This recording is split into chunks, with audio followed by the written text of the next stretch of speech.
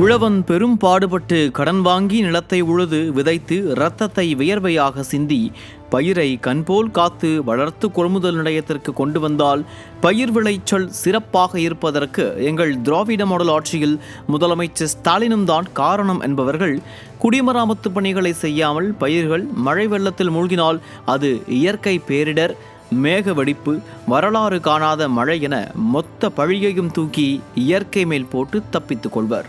வானம் பொழிகிறது, பூமி விளைகிறது, உனக்கு ஏன் கொடுப்பது கிஸ்தி? இதுபோலதான் தற்போது ஆய்வாளர்கள் ஸ்டாலின் அரசை பார்த்து கேட்கிறார்கள்.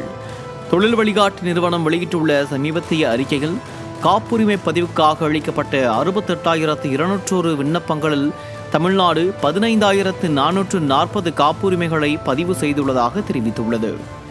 ஆராய்ச்சி செய்கிறோம், கண்டுபிடிக்கிறோம், காப்புரிமை பதிவு செய்கிறோம், இதில் உங்களுக்கு என்ன பெருமை ஸ்டாலின் அவர்களே என கேட்கிறார்கள் ஆராய்ச்சியாளர்கள்.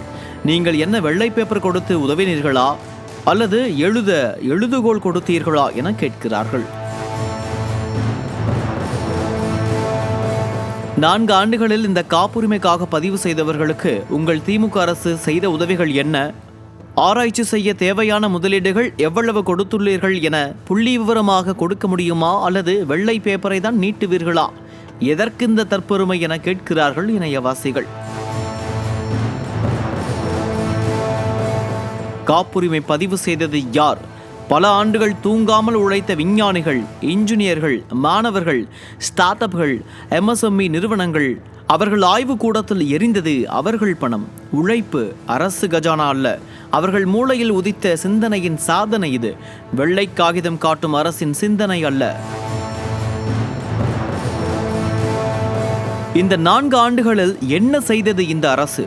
ஒரு பேச்சுக்கேனும் ஆராய்ச்சியை எழுதவோ பிரிண்ட் செய்யவோ ஒரு வெள்ளை காகிதமாவது கொடுத்ததா? காப்புரிமை செலவுக்கான மானியம் கொடுத்ததா? சட்ட உதவி, டெக்னாலஜி டிரான்ஸ்ஃபர், காப்புரிமை வணிகமயமாக்கல் என ஒரு கட்டமைப்பு செய்ததா? இல்லை. ஆனால் இன்று நாங்கள் தான் காரணம் என்று ஸ்டிக்கர் ஒட்டிக்கொள்கிறது. 15,000 காப்புரிமைகள், தமிழ்நாடு முதலிடம் என்று தம்பட்டம் அடிக்கிறது ஸ்டாலின் அரசு. கேட்க சினிமா கிளைமேக்ஸில் ஹீரோ பேசும் வசனம் போலவே இருக்கிறது.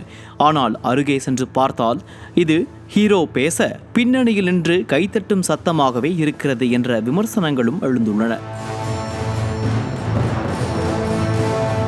அதிமுக ஆட்சியின் சாதனைகளுக்கு ஸ்டிக்கர் ஒட்டி கொண்டிருந்த திமுக தற்போது ஆராய்ச்சியாளர்களின், மாணவர்களின், ஆசிரியர்களின், மருத்துவர்களின், விவசாயிகளின் சாதனைகளுக்கு ஸ்டிக்கர் ஒட்ட துணிந்துவிட்டது.